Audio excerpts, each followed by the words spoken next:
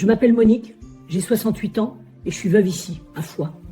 Je te cache pas que je me sens trahie, par un homme que je pensais connaître. Regarde-moi bien. Tu veux savoir pourquoi? À Foix, Monique a vécu une histoire entière. Et à la fin, personne savait même qu'elle existait.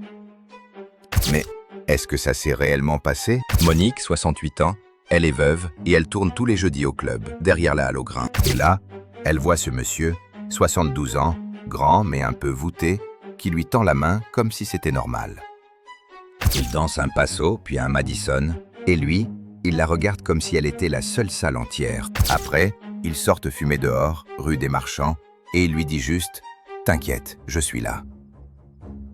Le lendemain, elle trouve un petit mot dans son sac, plié avec soin, et un numéro écrit au stylo.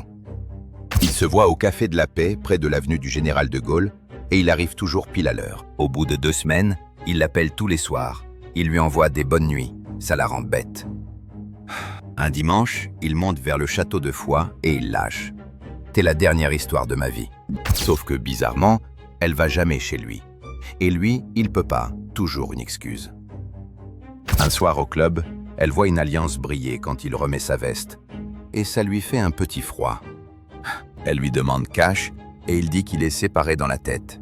Puis il l'embrasse comme pour fermer le sujet. Et puis d'un coup, plus de messages. Juste une voisine du club qui dit « Tu sais pas, il est mort ».